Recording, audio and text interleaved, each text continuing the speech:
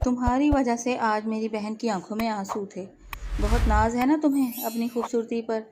حماد خان زادہ کی دھاڑ پر وہ خوف زدہ سی رونے لگی۔ اس کی ماں بھاگ گئی تو باپ نے دوسری شادی کر لی اور گھر میں اس کی حیثیت نوکروں سے بھی بدتر تھی۔ لیکن دادی جان کو وہ بہت پیاری تھی تو انہوں نے اپنے پیارے پوتے سے اس کا نکاح کروا دیا۔ لیکن وہ ایک نظر بھی اٹھا کر نہیں دیکھتا تھا اسے، پر اپنے بہن بھائیوں سے بہت محبت تھی۔ تبھی بہن کے بتانے پر وہ اسے حویلی سے اٹھا کر اپنے فلیٹ پر لایا تھا تاکہ آرام سے اس کا دماغ ٹھیک کرے۔ رشتے والوں کو اس کی معصومیت اور خوبصورتی پسند آ گئی تھی۔ چلو پہلے میرا حق بنتا ہے اس خوبصورت چہرے کو قریب سے دیکھنے کا۔ حماد کی معنی خیز دھمکی پر اس کا سانس اکھڑ گیا۔ وہ اس کے بے حد قریب ہوا اور وہ اس کی مضبوط گرفت میں تڑپ اٹھی، لیکن شاید وہ بھول گیا تھا۔ طبیعت بگڑی، اسے استھما تھا تو وہ پریشان ہوتا۔ ڈائننگ لاؤنج میں چائے اور ناشتے کی خوشبو پھیلی ہوئی تھی، جہاں شائستہ بیگم، کلثوم بیگم اور عروج ناشتے کی میز پر موجود تھی، جبکہ نواز خان اور شعیب خان دوسرے گاؤں گئے ہوئے تھے۔ بانو، حماد کو بلا لاؤ، شائستہ بیگم نے پاس بیٹھی بانو کو مخاطب کیا۔ وہ کرسی سے اٹھنے ہی لگی تھی جب اسی لمحے سیاہ شلوار قمیض میں ملبوس 6 فٹ سے نکلتا قد اور رعبدار شخصیت کا مالک حماد خان زادہ ڈائننگ ایریا میں داخل ہوا۔ رات بھر گاؤں میں ہونے والے ایک خونریز تنازع کے باعث جرگے میں مصروف رہنے کی وجہ سے وہ ابھی کچھ دیر پہلے ہی حویلی واپس آیا تھا اور پھر فریش ہونے کے بعد ناشتے کے لیے ڈائننگ ٹیبل کی طرف آ گیا تھا۔ السلام علیکم، اس نے سب کو مشترکہ سلام کیا اور پھر سربراہی کرسی پر جا بیٹھا۔ اس کے بیٹھتے ہی ملازم نے خاموشی سے اس کے سامنے چائے کا کپ رکھ دیا تھا۔ اب شائستہ بیگم خود ہی اس کی پلیٹ میں ناشتے کے لوازمات رکھنے لگی تھی۔ خجستہ کہاں ہے؟ اور کل تو اسے دیکھنے کے لیے ایک فیملی بھی آئی تھی نا؟ خجستہ کی غیر موجودگی بھانپ کر اس نے ماں کو دیکھتے ہوئے سوال کیا تھا۔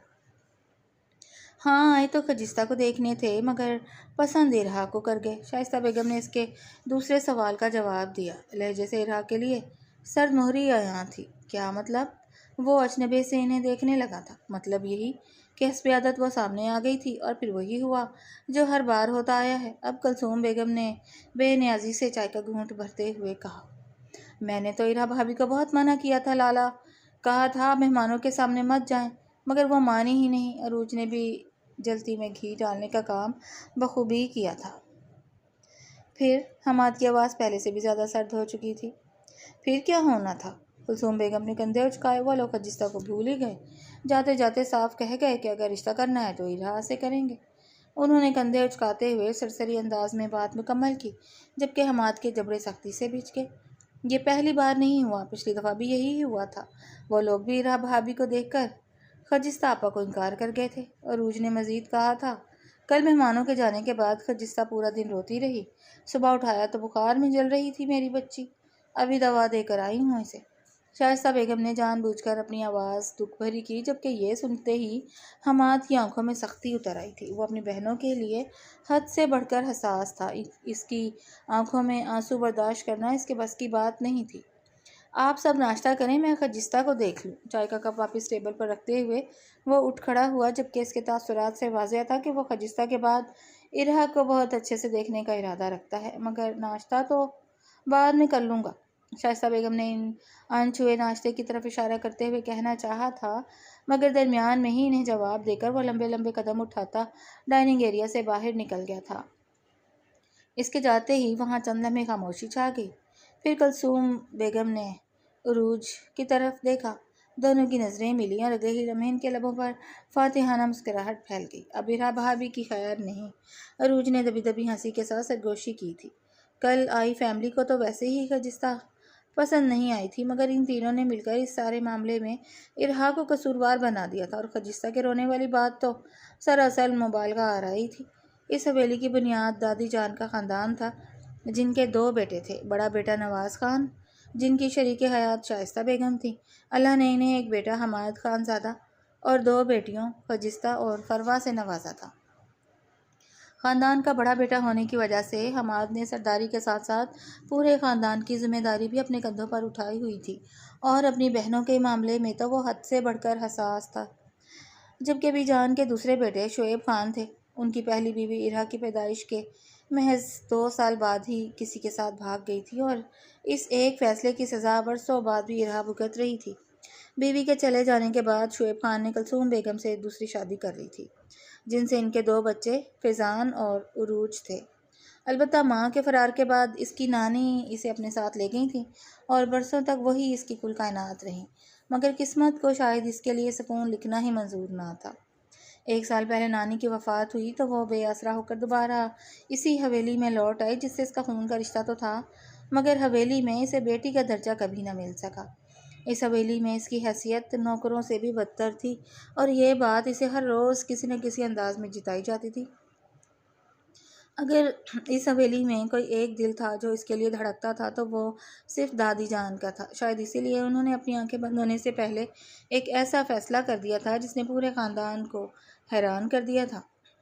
اپنی پوتی ارہا کا نکاح انہوں نے اپنے سب سے چہیتے پوتے حماد خان زادہ کے ساتھ کروا دیا تھا، مگر ارہا جانتی تھی کہ وہ نکاح بھی صرف کاغذی ہی تھا، کیونکہ حماد نے نہ کبھی اس رشتے کو دل سے قبول کیا تھا، نہ ہی نکاح کے بعد کبھی ارہا کی طرف ایک نظر اٹھا کر دیکھا تھا۔ حماد خان زادہ لمبے لمبے قدم اٹھاتا حویلی کی کشادہ راہداری میں آگے بڑھ رہا تھا۔ خجستہ کے کمرے تک پہنچنے سے پہلے ہی اسے سامنے سے ارہا آتی دکھائی دی۔ کالج یونیفارم میں ملبوس، سر پر سیاہ چادر پہنے، وہ بیگ کی زپ بند کرتے ہوئے اپنے دھیان میں آگے بڑھ رہی تھی، مگر جو ہی اس کی نظر سامنے کھڑے حماد پر پڑی، اس کے قدم بے اختیار وہیں تھم گئے تھے، اور درمیان میں موجود فاصلہ حماد نے چند قدم لیتے ہوئے ختم کیا تھا۔ السلام علیکم، اسے اپنے قریب پا کر وہ دھیمی آواز میں بولی تھی۔ سر ہنوز جھکا ہوا تھا، جبکہ حماد نے سلام کا جواب دینا بھی ضروری نہ سمجھا۔ وہ چند لمحے اس کے جھکے سر کو دیکھتا رہا، جبکہ اس کی نگاہیں خود پر مرکوز پا کر وہ پزل سی ہونے لگی۔ میں جاؤں؟ ارہا نے ڈرتے ڈرتے 2 لفظوں میں وہاں سے جانے کی اجازت چاہی، اور اگلے ہی لمحے حماد نے جواب دیے بغیر اس کی کلائی مضبوطی سے پکڑ لی تھی۔ اس کی سخت گرفت کے سبب ارہا درد سے بے ساختہ سسکی۔ اب وہ اسے اپنے ساتھ لیے راہداری سے پورچ کی طرف بڑھنے لگا تھا۔ چھوڑیں پلیز، اس نے آہستگی سے اپنی کلائی چھڑانے کی کوشش کی اور جواباً حماد کی گرفت مزید سخت ہو گئی۔ ارہا کو اس قدر سختی اور سرد مہری کی وجہ ہی سمجھ نہ آ رہی تھی۔ چند لمحوں بعد دونوں حویلی کے پورچ میں موجود تھے۔ حماد نے گاڑی کا اگلا دروازہ کھولا اور ایک نظر اس پر ڈالی۔ بیٹھو، اس کے لہجے میں ایسا حکم تھا جسے ٹالنے کی ہمت ارہا میں نہیں تھی۔ کانپتے ہاتھوں سے اپنا کالج بیگ سنبھالتے ہوئے وہ خاموشی سے فرنٹ سیٹ پر بیٹھ گئی، جبکہ حماد دوسری طرف جا کر ڈرائیونگ سیٹ سنبھال چکا تھا۔ اگلے ہی لمحے گاڑی حویلی سے نکل کر سڑک پر دوڑنے لگی۔ ارہا نے اپنی کلائی سامنے کی جہاں سرخ سا نشان بن چکا تھا، اور وہاں اب جلن ہونے لگی تھی۔ چند لمحے مزید سرک گئے۔ اس دوران اس نے کئی مرتبہ حماد کی طرف دیکھنے کی کوشش کی، مگر اس کے چہرے پر چھائے سخت تاثرات اور ماتھے پر ابھرتے بل اس کی ساری ہمت ہوا کر چکے تھے۔ میں ڈرائیور انکل کے ساتھ چلی جاتی، آپ کو تکلیف کی ضرورت نہیں تھی۔ کچھ دیر بعد اس نے ہمت کر کے دھیمی آواز میں کہا تھا۔ اسے یہی گمان ہوا تھا کہ شاید آج حماد اسے کالج چھوڑنے جا رہا ہے، جبکہ حماد نے اس کی بات یوں نظر انداز کی جیسے سنی ہی نہ ہو۔ اس کی نظریں مسلسل سڑک پر جمی ہوئی تھیں، جبکہ ہاتھ مضبوطی سے اسٹیئرنگ تھامے ہوئے تھے۔ کوئی جواب نہ پا کر اب ارہا کھڑکی سے باہر دیکھنے لگی تھی، مگر چند ہی لمحوں بعد اس کی بے چینی بڑھنے لگی۔ کالج تو کافی پیچھے رہ گیا تھا، اگر اسے کالج نہیں چھوڑنا تھا تو پھر حماد اسے کہاں لے جا رہا تھا؟ اور اوپر سے حماد کے تاثرات ایسے تھے کہ ارہا کی جان خشک ہو رہی تھی۔ وہ بے چینی سے کبھی باہر دیکھتی اور کبھی حماد کی طرف۔ ہم کہاں جا رہے ہیں؟ اس نے ہمت کر کے دوبارہ لب کھولے، مگر اس بار بھی کوئی جواب نہ ملا۔ میرا کالج تو پیچھے رہ گیا ہے۔ اب کی بار اس کی آواز میں واضح گھبراہٹ شامل تھی۔ آپ مجھے کہاں لے جا رہے ہیں؟ اپنے کانپتے ہاتھوں کو ایک دوسرے میں باہم بھیجتے ہوئے اس نے اپنی بات ایک بار پھر دہرائی۔ خاموشی سے بیٹھی رہو۔ حماد نے دانت بھینچتے ہوئے اسے گھورا، جبکہ اس کی سخت آواز پر ارہا کا وجود لرز اٹھا۔ اب وہ چاہ کر بھی کچھ پوچھنے کی ہمت نہ کر سکی۔ سختی سے اپنے لب بھینچتے ہوئے اس نے کانپتے ہاتھوں سے چادر کا کنارہ مٹھی میں جکڑ لیا، جبکہ گاڑی مسلسل شہر کی مصروف سڑکوں کو پیچھے چھوڑتی ایک انجانی سمت میں بڑھتی جا رہی تھی۔ گاڑی آخرکار شہر کے پرسکون حصے میں واقع ایک جدید رہائشی عمارت کے بیسمنٹ میں جا کر رکی۔ اگلے ہی لمحے حماد دروازہ کھول کر باہر نکلا اور پھر گھوم کر ارہا کی طرف آ کھڑا ہوا۔ اترو، دروازہ کھولتے ہوئے اس نے ایرا کو باہر آنے کا کہا تو وہ چونک کر ارد گرد دیکھنے لگی۔ یہ جگہ اس کے لیے بالکل اجنبی تھی۔ یہ ہم کہاں؟ میں نے سوال کرنے کی اجازت نہیں دی۔ حماد اس کی بات درمیان میں ہی کاٹ گیا، جبکہ اس کے سرد لہجے پر وہ خاموش ہو گئی۔ حماد ابھی تک دروازہ تھامے اس کے انتظار میں کھڑا تھا۔ اس بات کا احساس ہوتے ہی وہ تیزی سے گاڑی سے اترنے لگی اور اسی جلد بازی میں اس کا سر سامنے کھڑے حماد کے سینے سے جا ٹکرایا تھا۔ یہ سب بالکل غیر ارادی طور پر ہوا، مگر خفت سے ایرا کے عارض تپ کر سرخ ہونے لگے۔ جلدی اترو۔ حماد کا لہجہ اب بھی نہ بدلا تھا۔ اب احتیاط سے گاڑی سے باہر نکلی اور پھر حماد کی تقلید میں چلنے لگی۔ پارکنگ سے نکل کر دونوں لفٹ کے سامنے آ کر رک گئے، جبکہ لفٹ دیکھتے ہی ایرا کی ٹانگیں کانپنے لگی تھیں۔ حماد نے لفٹ کا بٹن دبایا۔ چند لمحوں بعد ٹنگ کی ہلکی سی آواز کے ساتھ لفٹ کے دروازے کھلے اور وہ اندر داخل ہو گیا۔ ایرا بھی جھجکتے ہوئے اس کے پیچھے اندر آ گئی تھی۔ لفٹ کا دروازہ بند ہوتے ہی وہ بے اختیار گھبرا گئی۔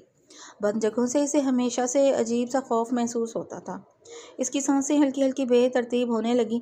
لفٹ نے اوپر کی طرف حرکت کی تو اچانک جھٹکا محسوس ہوا۔ بے ساختہ ایرا کا ہاتھ حماد کے بازو پر جا پڑا، جبکہ حماد نے گردن موڑ کر اسے ایسی سرخ نظروں سے دیکھا تھا کہ ایرا کا رنگ زرد پڑ گیا۔ سوری۔ وہ فوراً اپنا ہاتھ پیچھے کھینچ کر دیوار کے ساتھ سمٹ گئی، جبکہ نظریں جھک گئی تھیں۔ چند ہی سیکنڈز بعد لفٹ رکی تو حماد ایک لفظ کہے بغیر باہر نکل آیا اور پھر ایرا کی کلائی اپنی گرفت میں لے کر وہ اسے لیے آگے کی طرف بڑھنے لگا۔ ایرا اس اجنبی ماحول سے اس قدر خوفزدہ تھی کہ وہ کوئی مزاحمت بھی نہ کر پا رہی تھی۔ چند قدم آگے جا کر حماد ایک فلیٹ کے سامنے رکا۔ دائیں ہاتھ سے جیب سے چابی نکالتے ہوئے اس نے ڈور ان لاک کیا اور پھر اسے لیے وہ فلیٹ میں داخل ہو گیا۔ اگلے ہی لمحے حماد نے دروازہ بند کرتے ہوئے ایرا کو اس سے پن کر دیا تھا۔ یہ سب اس نے اس قدر تیزی سے کیا تھا کہ ایرا یہ ساری کارروائی سمجھ ہی نہ سکی۔ ہوش تو اسے تب آیا جب وہ اس کے ارد گرد اپنے دونوں ہاتھ رکھتے ہوئے فرار کی تمام راہیں مسدود کر چکا تھا، اور اب ماتھے پر بل لیے وہ اپنی ہلکی سرخ ہوتی آنکھیں براہ راست اس پر جمائے کھڑا تھا۔ یہ آپ کل کیا تماشا کیا تھا تم نے؟ ایرا نے اپنے ہاتھ اس کے سینے پر رکھتے ہوئے اسے پیچھے کرنے کی کوشش کرتے ہوئے کہنا چاہا تھا، مگر حماد اس کی بات درمیان میں ہی کاٹ گیا۔ کل؟ وہ اسے ناسمجھی سے دیکھنے لگی کہ فی الوقت تو اسے اپنی کوئی غلطی یاد نہ آ رہی تھی۔ ہاں کل رشتہ دیکھنے آئی فیملی کے سامنے تم کیوں گئی تھی؟ اس نے غصے سے اپنا ایک ہاتھ اس کے سر کے قریب دروازے پر مارا تھا۔ آواز کی شدت سے ایرا کا پورا وجود لرز گیا۔ اسے اس بات کا شدید غصہ تھا کہ ایرا ان کے سامنے گئی ہی کیوں، اور کسی نے اسے اپنے بیٹے کے لیے پسند کرنے کی ہمت کیسے کی؟ مجھے تو… وہ اس قدر خوفزدہ ہوئی کہ بولنے کی چاہ میں صرف چند لفظ ہی کہہ سکی۔ بولو، ہے کوئی وضاحت تمہارے پاس؟ اسے چند قدم پیچھے ہٹتے ہوئے وہ اسے کڑے تیوروں سے گھورنے لگا، جبکہ اپنی بے بسی پر اس کی آنکھیں نم ہونے لگی۔ جواب دو ایرا، کیوں گئی تھی تم ان کے سامنے؟ حماد کی آواز پہلے سے مزید بلند ہوئی، جبکہ ایرا کا پورا وجود لرزنے لگا تھا اور زبان گویا تالو سے چپک چکی تھی۔ تمہاری وجہ سے کل میری بہن کی آنکھوں میں آنسو تھے۔ اس نے اب اپنے غصے کو اس پیرائے میں لپیٹا تھا، جبکہ غصے کی اصل بات تو کچھ اور ہی تھی، اور حماد خان زدہ کی دھاڑ پر وہ خوفزدہ سی رونے لگی تھی۔ رشتے والوں کو اس کی معصومیت اور خوبصورتی پسند آ گئی تھی۔ عروج کا کہا یہ جملہ بار بار اس کے ذہن میں گونج رہا تھا، اور اب وہ اسے حویلی سے اٹھا کر اپنے فلیٹ پر لایا تھا تاکہ آرام سے اس کا دماغ ٹھیک کر سکے، تاکہ آئندہ وہ کسی اور کے سامنے جانے کی ہمت ہی نہ کر سکے۔ مجھے چھوٹی امی نے… ایرا نے صفائی دینے کی کوشش کی، مگر حماد کی نگاہیں ہی ایسی تھی کہ وہ اپنی بات پوری ہی نہ کر سکی۔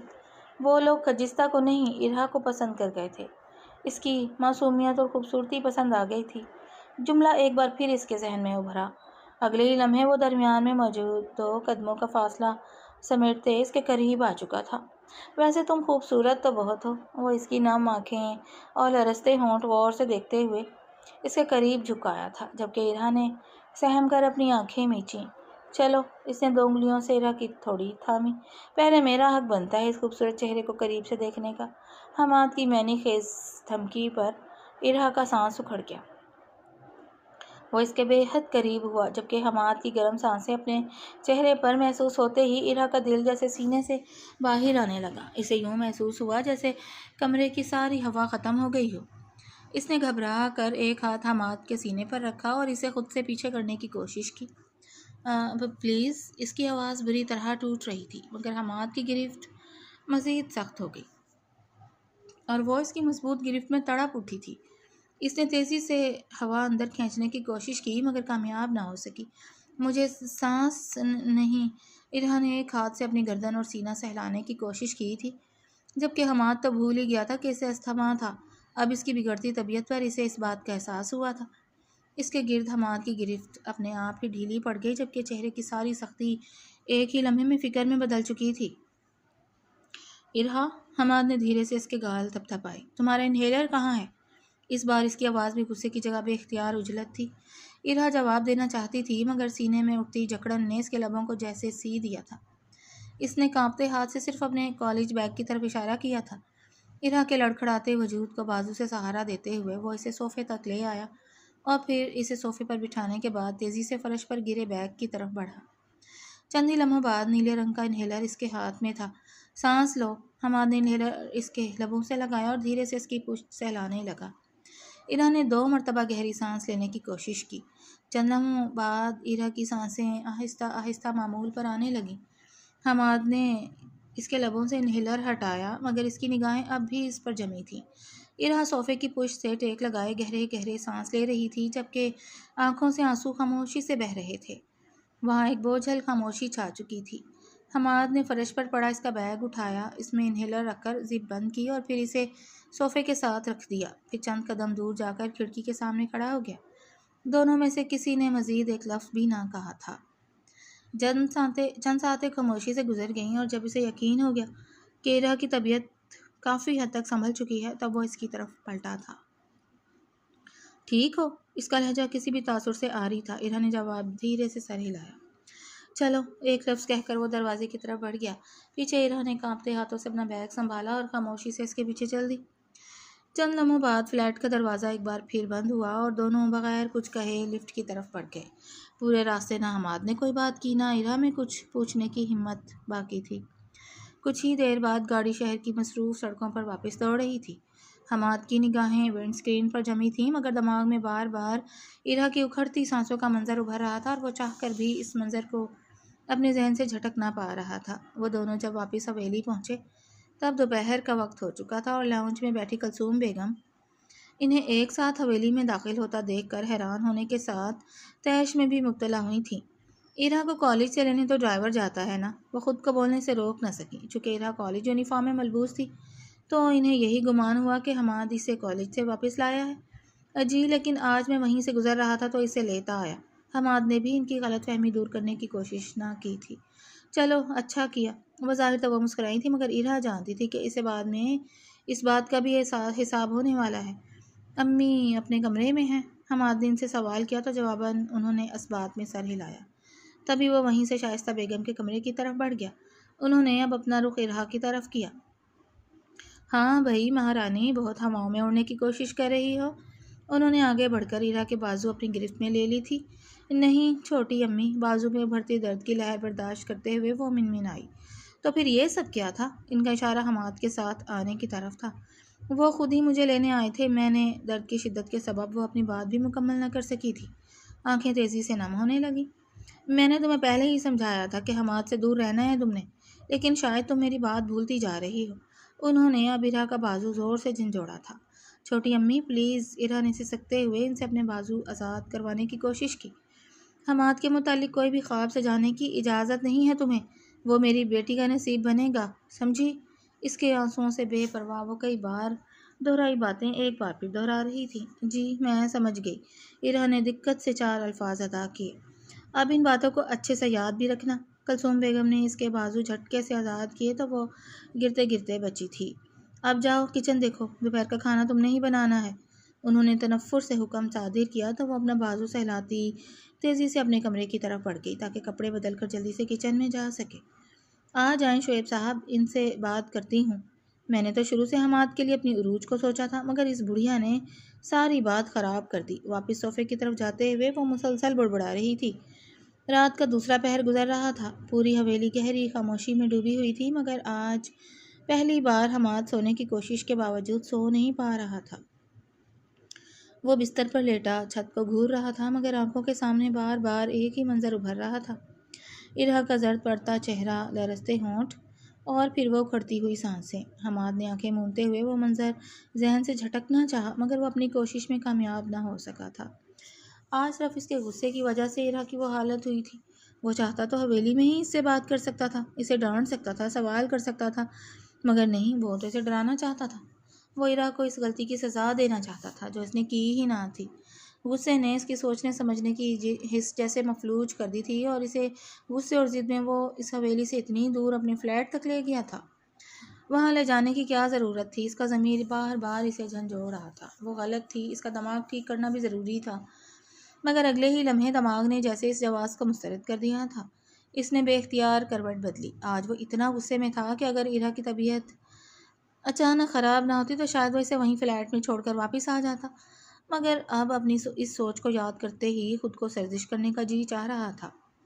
ایک معصوم لڑکی جو پہلے ہی اس کے سامنے خوف سے کانپتی تھی، اور وہ اس خوف کو کم کرنے کے بجائے خود اس خوف کا سبب بن گیا تھا۔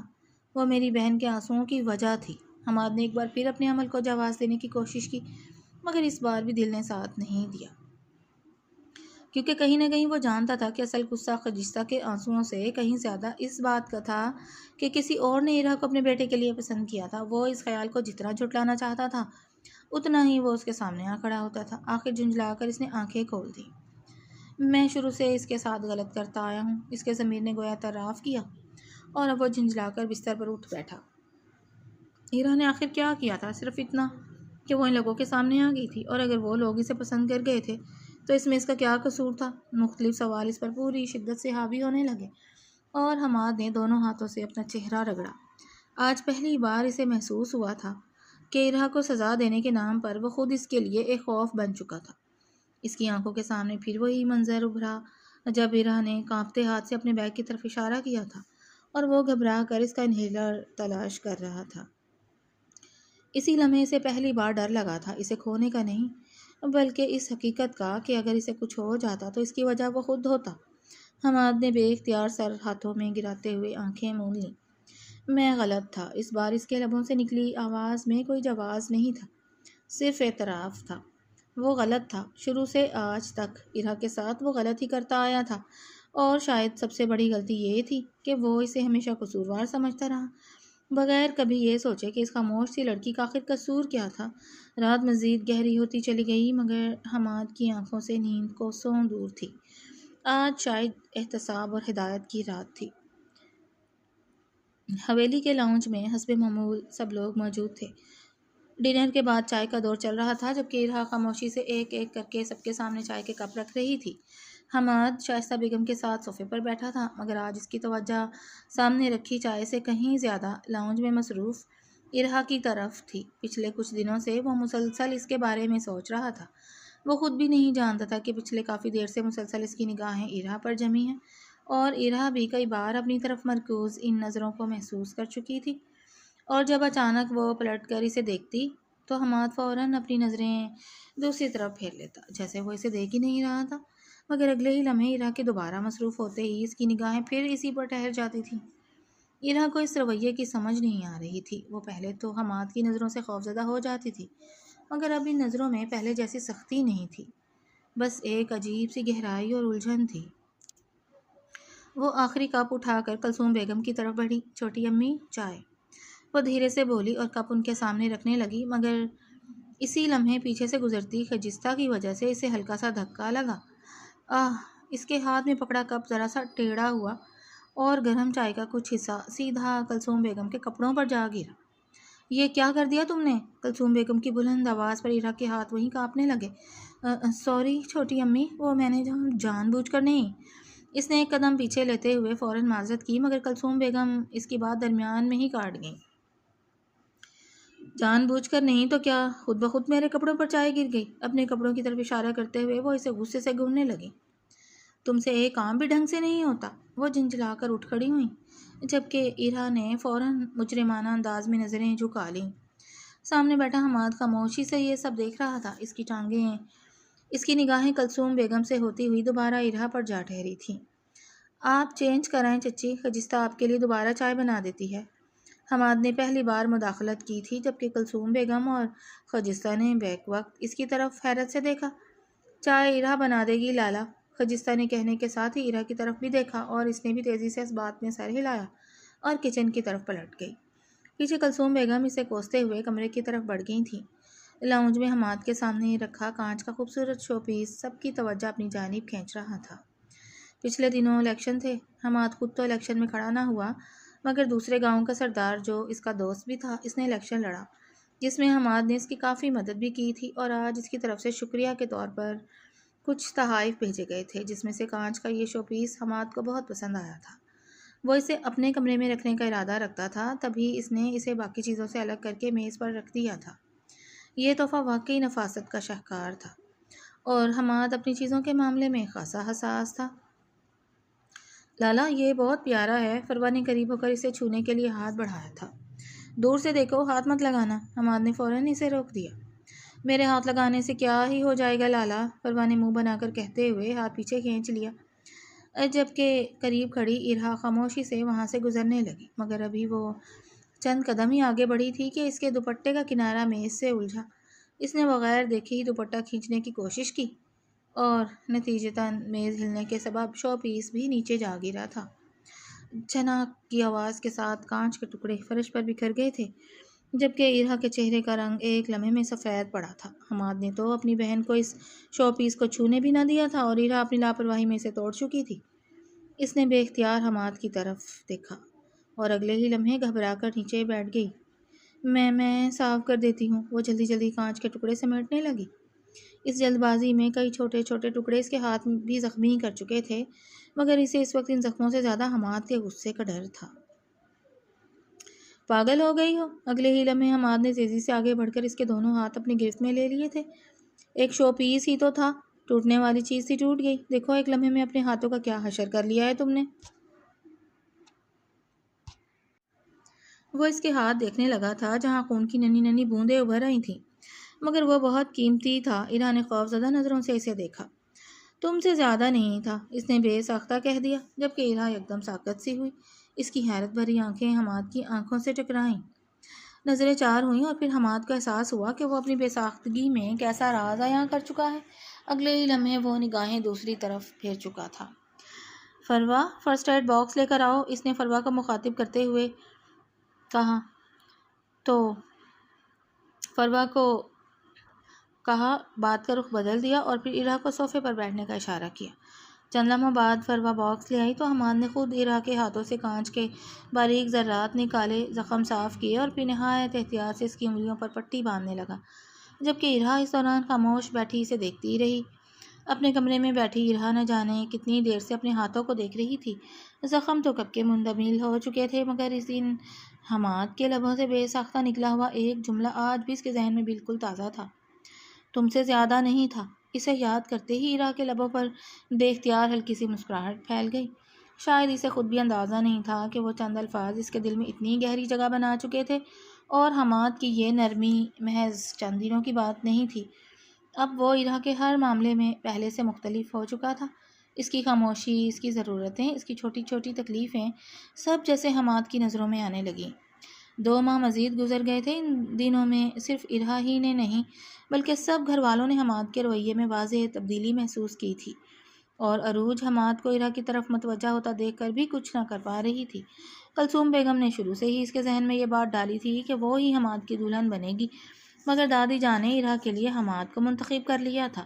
تب عروج نے ڈھیر ہنگامے کیے، اور کلثوم بیگم نے اسے یہ کہہ کر مطمئن کیا تھا کہ وہ جلد ہی ارہا کو اس کی زندگی سے نکال دیں گی، اور پھر نکاح کے بعد حماد کا ارہا سے لا تعلق اور سرد سا رویہ بھی عروج کو مطمئن کر چکا تھا، مگر پچھلے چند ماہ سے وہ جیسے اسے اس گھر میں اہمیت دلانے پر جت چکا تھا۔ یہ بات عروج کے لیے بہت صبر آزما تھی، اور اس لیے اب اس نے خود ہی حماد کو اپنی طرف متوجہ کرنے کی کوششیں شروع کر دی تھیں۔ یہ لیں آپ کی گرما گرم چائے۔ عروج نے چائے کا کپ حماد کے سامنے میز پہ رکھا اور پھر پلٹ کر حماد کے برابر رکھی کرسی کی طرف بڑھ گئی۔ عروج، اپنی جگہ پر جا کر بیٹھو۔ حماد اس کا ارادہ بھانپ چکا تھا، تبھی اسے پہلے ہی روک گیا، جبکہ اس کی آواز پر عروج کے قدم بے ساختہ رکے، مگر اگلے ہی لمحے وہ اس کی بات نظر انداز کرتی اس کرسی کے پاس جا کھڑی ہوئی یہاں ارہا بیٹھتی ہے۔ حماد نے ایک بار پھر اسے اس حرکت سے باز رکھنے کی کوشش کی۔ آج میں بیٹھ جاؤں گی تو کچھ نہیں ہو جائے گا، اس نے بے نیازی سے کہتے ہوئے کرسی کھینچنے کی کوشش کی۔ جبکہ حماد کے ماتھے پر بل پڑ گئے۔ عروج، اس نے تنبیہی انداز میں اس کا نام لیا اور اس کے لہجے میں ایسی سختی تھی کہ عروج کے ہاتھ بے اختیار رک گئے۔ ماحول بے اختیار ہی سازگار ہونے لگا۔ میں وہاں بیٹھ جاتی ہوں۔ ارہا نے خود ہی درمیان میں مداخلت کی، لیکن اس نے حماد کے چہرے کی طرف دیکھنے کی کوشش نہیں کی تھی۔ ہرگز نہیں، تم ادھر ہی بیٹھو گی۔ عروج، جاؤ چچی جان کے ساتھ جا کر بیٹھو۔ ارہا دوسری طرف جانے لگی، مگر حماد نے اسے وہیں روک دیا۔ پھر دوسرا جملہ عروج کو دیکھ کر کہا۔ عروج نے غصے میں مٹھی بھینچی اور ارہا کو گھور کر دیکھا۔ عروج، میرے ساتھ آ جاؤ بیٹا۔ کلثوم بیگم نے صورتحال کو بگڑنے سے پہلے سنبھالنا چاہا۔ عروج کے چہرے پر ناگواری صاف دکھائی دے رہی تھی، مگر وہ مجبوراً اپنی ماں کے ساتھ والی چیئر پر جا بیٹھی تھی۔ حماد نے ارہا کی طرف دیکھا جو اب بھی وہیں کھڑی تھی۔ بیٹھو اور ناشتہ کرو، اسے کہہ کر وہ اب اپنی پلیٹ میں ناشتہ رکھنے لگا تھا۔ ارہا نے دھیرے سے کرسی کھینچی اور بیٹھ گئی۔ چند لمحوں تک دونوں کے درمیان خاموشی رہی۔ پھر ارہا نے جھجکتے ہوئے حماد کی طرف دیکھا۔ آپ کو عروج کو نہیں ڈانٹنا چاہیے تھا۔ میں یہاں بیٹھوں یا وہاں کیا فرق پڑتا ہے؟ سرسری انداز میں کندھے اچکاتے ہوئے اس نے کنکھیوں سے عروج کو بھی دیکھا جو اب بھی سے کھا جانے جیسی نظروں سے گھور رہی تھی۔ مجھے فرق پڑتا ہے، اس نے اپنے لفظوں پر زور دیا تھا۔ اور بات عروج کے یہاں یا وہاں بیٹھنے کی نہیں تھی، بات حق کی تھی۔ اور میرے ساتھ بیٹھنا تمہارا حق ہے، اس کا نہیں۔ حماد کی آواز اب پہلے سے کہیں نرم تھی، جبکہ ارہا کے ہونٹ ہلکے سے کھلے، مگر وہ کچھ کہہ نہ سکی۔ حماد کا رویہ ہر گزرتے دن کے ساتھ اسے یوں ہی حیران کر رہا تھا۔ دوسروں کی طرف داری کر لی ہے تو اب ناشتہ بھی کر لو۔ وہ خود ہی اب اس کی پلیٹ میں پراٹھا اور انڈا رکھنے لگا، جبکہ اس دوران اس نے باقی سب کی نگاہوں کو سرے سے اگنور کیا۔ مگر ارہا ایسا نہ کر سکی۔ وہ تو ان غصے بھری نگاہوں کی تپش سے اندر ہی اندر ہول رہی تھی۔ عروج صرف تب تک اپنے غصے پر بند باندھ سکی جب تک حماد حویلی میں موجود تھا۔ اس کے باہر جاتے ہی وہ اپنے کمرے سے نکل کر ارہا کے سامنے آ کھڑی ہوئی۔ آخر کیا جادو کیا ہے تم نے حماد پر؟ عروج کی آواز پر ارہا کے ڈسٹنگ کرتے ہاتھ ساکت ہوئے، جبکہ لاؤنج میں موجود باقی سب بھی ان دونوں کی طرف متوجہ ہوئے تھے، مگر کسی نے عروج کو روکنے کی کوشش ہی نہیں کی تھی۔ کیا مطلب؟ وہ چونک کر اسے دیکھنے لگی۔ مطلب؟ واہ، اب سادہ سی بات کا بھی مطلب پوچھا جا رہا ہے۔ معصوم بننے کا ڈھونگ بہت اچھا کر لیتی ہو۔ عروج نے تالی کے انداز میں دونوں ہاتھ باہم میں لائے اور پھر اسے اوپر سے نیچے تک تنقیدی نگاہوں سے دیکھا۔ کیا فضول بول رہی ہو عروج؟ ارہا نے ہمت مجتمع کرتے آج پہلی بار اسے جواب دیا تھا، مگر اس کی آواز لڑکھڑا گئی تھی۔ فضول نہیں بلکہ حقیقت بول رہی ہوں۔ عروج کی آواز بلند ہوتی جا رہی تھی۔ مما، اس نے ضرور حماد پر کچھ پڑھ کر پھونکا ہے۔ اب اس نے کلثوم بیگم کو مخاطب کرتے ہوئے اس پر فکرہ کسا تھا۔ آپ نے دیکھا ہے نا، جس دن سے یہ حماد کے ساتھ کالج سے واپس آئی تھی، اس دن سے وہ بدل گئے ہیں۔ اس کی آواز سخت اور مزید بلند ہوئی، جبکہ ارہا کا چہرہ سفید پڑنے لگا۔ پہلے تو وہ اس کی طرف دیکھتے نہیں تھے اور اب اس سے ان کی نظر نہیں ہٹتی۔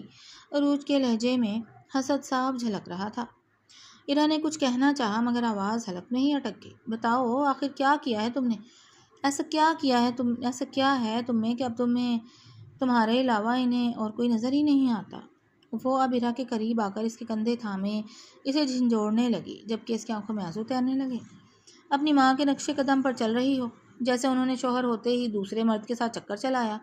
تم بھی ایسے حماد کو اپنی اداؤں میں پھنسانے کے چکروں میں ہو۔ عروج کا کہا یہ جملہ اس کے پچھلے ہر جملوں سے زیادہ اذیت ناک تھا۔ ارہا نے تکلیف سے آنکھیں میچی اور آنکھوں میں جمع نمی اس کی آرز سرخ کر گئی۔ وہ عروج کو مزید بولنے سے روکنا چاہتی تھی، مگر الفاظ حلق میں ہی اٹک گئے تھے۔ اوپر سے کلثوم بیگم کی تائیدی نگاہیں اس کی رہی سہی ہمت بھی ہوا کر چکی تھی، جبکہ باقی سب خاموش تماشائی بنے کھڑے تھے۔ نہ تمہاری شکل اچھی اور نہ کردار۔ عروج، حماد کی گرجدار آواز نے اسے جملہ مکمل ہی نہ کرنے دیا۔ عروج اس اچانک افتاد پر جھٹکے سے ارہا کے کندھے چھوڑ کر پیچھے ہٹی۔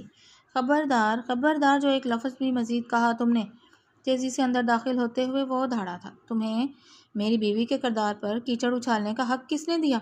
ارہا کے قریب آ کر اس کے برابر ٹھہرتے ہوئے اب وہ عروج سے سوال کر رہا تھا، اور عروج تو یوں تھی جیسے کاٹو تو بدن میں لہو نہیں۔ اس کے تو وہم و گمان میں بھی نہیں تھا کہ حماد اس کی باتیں سن لے گا۔ تم ہوتی کون ہو اس سے باز پرس کرنے والی؟ حماد کی آواز اس کے رونگٹے کھڑے کرنے کے لیے کافی تھی۔ ارہا میری بیوی ہے، نکاح ہوا ہے ہمارا، پھر کیسے تم ہمارے تعلق پر سوال اٹھا سکتی ہو؟ اس کی آواز میں غصے کے ساتھ اپنی بیوی کے لیے ایک عجیب سا تحفظ تھا۔ میری بیوی پاک ہے، اس کا کردار پانی کی طرح شفاف ہے۔ ارہا کے کندھے کے گرد اپنا بازو حمائل کرتے ہوئے وہ اسے اپنے حصار میں لے چکا تھا، جبکہ ارہا بے اختیار اسے دیکھنے لگی۔ اس نے کبھی نہیں سوچا تھا کہ حماد سب کے سامنے اس کے کردار کی حفاظت کے لیے یوں کھڑا ہوگا؟ معافی مانگو اس سے، ورنہ… حماد نے اب عروج کی طرف دیکھ کر سرد لہجے میں کہتے ہوئے جملہ ادھورا چھوڑا، مگر وہ ڈھیٹ بنی خاموش کھڑی رہی۔ عروج، آپ ہی سے معافی مانگو؟ کلثوم بیگم کو ہی درمیان میں مداخلت کرنی پڑی۔ آئی ایم سوری، بے تاثر لہجے میں 3 لفظ کہہ کر وہ فوراً اپنے کمرے کی طرف پلٹ گئی تھی۔ میں صرف چاچو کی وجہ سے لحاظ کر گیا ہوں، اگر کسی اور نے یہ لفظ کہے ہوتے تو اب تک میں اس کے ٹکڑے کر چکا ہوتا۔ اس نے اب کلثوم بیگم کو دیکھا تھا، جانتا تھا یہ سارا تماشا انہی کی شہ پر ہوا ہے۔ اور تم خاموش کیوں کھڑی تھی؟ اپنے لیے کچھ بولتی کیوں نہیں ہو؟ اس نے اب اپنی نگاہیں ارہا پر مرکوز کیں جو اس کے حصار میں خاموش سی کھڑی تھی۔ آنسو اس کی پلکوں پر ٹھہرے ہوئے تھے۔ رونا ہر مسئلے کا حل نہیں ہوتا ارہا، اس نے نرمی سے کہتے ہوئے وہ آنسو انگلی کے پور پر جمع کر لیے۔ پھر اس نے فروا کی طرف دیکھا۔ فروا، بھابھی کو کمرے میں لے جاؤ۔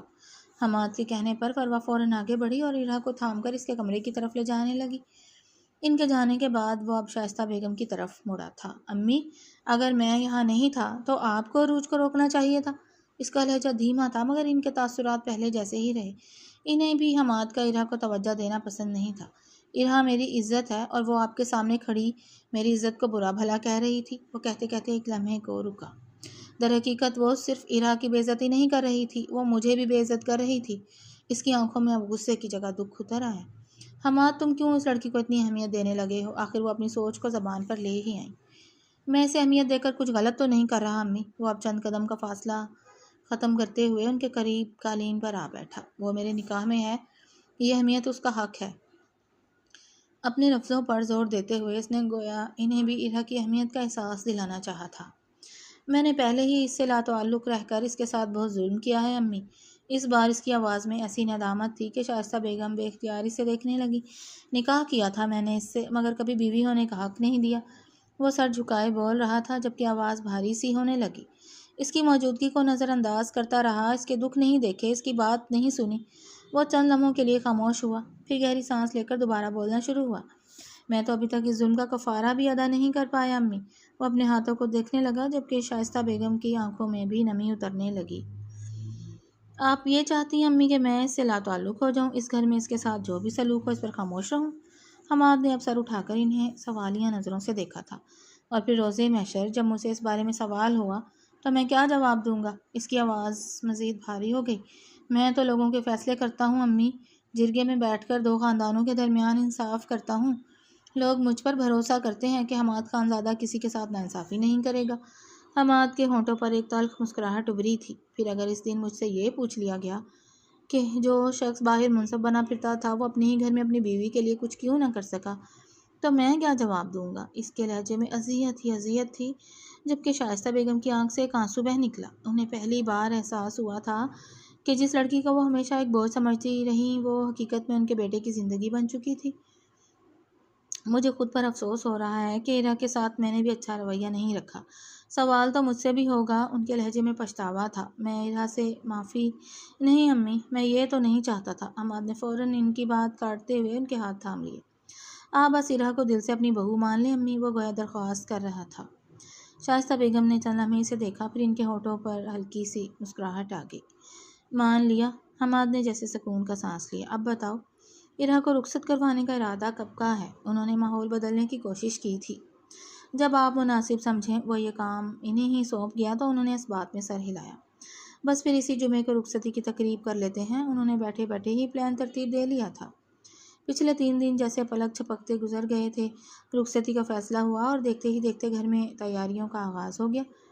جو بات چند دن پہلے محض خیال محسوس ہوتی تھی وہ آج حقیقت بن چکی تھی۔ آج ارہا رخصت ہو کر حماد کے کمرے میں موجود تھی۔ وہ بیڈ کے وسط میں اپنا لہنگا پھیلائے اپنی مہندی سے سجی ہتھیلیوں کو دیکھ رہی تھی۔ وہ اس رشتے کے حوالے سے کبھی بہت زیادہ خواب نہیں سجایا کرتی تھی، شاید اسے یقین ہی نہیں تھا کہ کبھی اس کی زندگی میں ایسا دن بھی آئے گا، مگر آج وہ حماد کی بیوی بن کر اسی کے کمرے میں بیٹھی تھی۔ دل کے کسی کونے میں ایک سکون سی کیفیت ابھرنے لگی تھی اور آج وہ اپنی ہی قسمت پر نازاں تھی۔ اتنے برسوں میں پہلی بار اسے محسوس ہوا تھا کہ شاید زندگی نے اس کے لیے بھی کچھ خوبصورت سنبھال کر رکھا تھا۔ وہ اپنی ہی سوچوں میں مگن تھی کہ اچانک دروازہ کھلنے کی آواز پر اس کی دھڑکن یکدم تیز ہو گئی۔ سفید شلوار سوٹ میں ملبوس حماد اندر داخل ہوا۔ اس نے دروازہ آہستگی سے بند کیا اور چند لمحے وہیں کھڑا اسے دیکھتا رہا۔ ارہا نے اس کی نگاہیں خود پر مرکوز پا کر بے ساختہ نظریں جھکائیں۔ حماد چند قدم لیتا ہوا بیڈ کے پاس آیا اور اس سے تھوڑے فاصلے پر بیٹھ گیا۔ اب وہ اپنی جیب سے کچھ نکالنے لگا تھا۔ یہ تمہاری منہ دکھائی۔ جیب سے ایک خوبصورت سا رنگ باکس نکالتے ہوئے اس نے ارہا کے سامنے کیا تھا۔ ارہا نے حیرت سے ڈبے کو دیکھا، پھر جھجکتے ہوئے اسے تھام لیا۔ ارہا نے باکس کھولا تو اندر خوبصورت سی انگوٹھی تھی۔ اس کی آنکھوں میں حیرت کے ساتھ خوشی بھی اتر آئی۔ بہت خوبصورت ہے۔ اس کی آنکھوں میں ستارے جگمگ کرنے لگے۔ میں پرانی باتوں کی تلافی تو نہیں کر سکتا، جو وقت گزر گیا اسے واپس نہیں لا سکتا۔ وہ اب اس سے انگوٹھی لے کر اس کا بایاں ہاتھ تھام چکا تھا، اور نہ ہی میں تم سے لمبے لمبے وعدے کروں گا۔ اس نے اگلے ہی لمحے وہ انگوٹھی اس کی انگلی میں سجا دی تھی، جبکہ ارہا خاموشی سے اسے دیکھتی ہی رہی۔ میں باتوں سے زیادہ عمل پر یقین رکھتا ہوں، اس لیے شاید میں تمہیں بہت کچھ کہنے کے بجائے بہت کچھ کر کے دکھانا چاہوں گا۔ حماد کی آواز میں ٹھہراؤ تھا۔ آنے والے دنوں میں تم خود جان جاؤ گی کہ میری زندگی میں اب تم کیا مقام حاصل کر چکی ہو۔ اس کے دونوں ہاتھ اپنی گرفت میں لیتے ہوئے وہ براہ راست اس کی آنکھوں میں دیکھنے لگا تھا، جبکہ ارہا نے دھیرے سے پلکیں جھکا لی تھیں۔ اسے کسی بڑے وعدے کی ضرورت بھی نہیں تھی۔ اس کے لیے اتنا ہی کافی تھا کہ وہ آج اس شخص کے کمرے میں بیٹھی تھی جسے قسمت نے اس کا ہمسفر چنا تھا، اور شاید پہلی بار اسے اپنے نصیب سے کوئی شکایت نہیں تھی۔ ارہا نے مسکراتے ہوئے تھوڑا آگے ہو کر آہستہ سے اپنا سر حماد کے کندھے پر رکھ دیا تھا، اور اس نے بھی مضبوطی سے اپنے دونوں بازو اس کے گرد باندھ دیے تھے۔ اس کہانی کا سب سے خوبصورت پہلو یہ ہے کہ ارہا جیسے کردار کے ذریعے یہ احساس دلایا گیا ہے کہ کسی انسان کو اس کے خاندان کے فیصلوں، والدین کی غلطیوں یا دوسروں کی دی ہوئی شناخت سے نہیں پرکھنا چاہیے۔ ارہا خاموش ضرور تھی، مگر کمزور نہیں۔ اس کی برداشت، معصومیت اور عزت نفس نے اسے ایک ایسا کردار بنایا جو قاری کے دل میں ہمدردی پیدا کرتا ہے۔ البتہ اس کی خاموشی یہ سوال بھی چھوڑتی ہے کہ ظلم سہتے رہنا ہمیشہ صبر نہیں ہوتا۔ کبھی اپنے حق کے لیے آواز اٹھانا بھی ضروری ہوتا ہے۔ حماد کا کردار ابتدا میں شدید تنقید کا مستحق ہے، کیونکہ غصے، بدگمانی اور اختیار کے نام پر اس نے ارہا کو خوف دیا اور اس کے ساتھ ناانصافی کی، مگر کہانی میں اس کی سب سے بڑی خوبی یہ رہی کہ اس نے اپنی غلطی کو پہچانا، اپنے رویے کا احتساب کیا اور صرف محبت کا دعویٰ کرنے کے بجائے اپنے عمل کو بدلنے کی کوشش کی۔ یہی احساس ذمہ داری اس کے کردار کو ایک معنی خیز موڑ دیتا ہے۔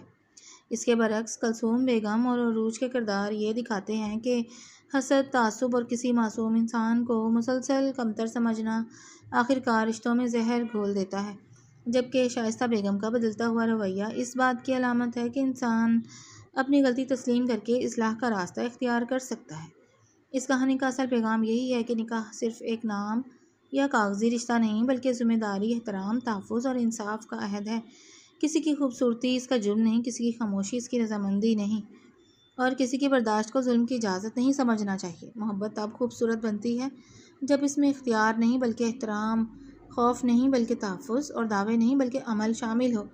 ہر رشتے میں ایک دوسرے کے جذبات، حدود اور عزت کا خیال رکھنا ہی وہ بنیاد ہے جو ایک تعلق کو محض کہانی سے نکال کر ایک خوبصورت اور قابل احترام رشتے میں بدل دیتی ہے۔ اور آپ کو یہ کہانی کیسی لگی؟ پڑھ کر اپنی رائے کا اظہار کیجیے گا اور چینل کو سبسکرائب کر لیں۔ شکریہ۔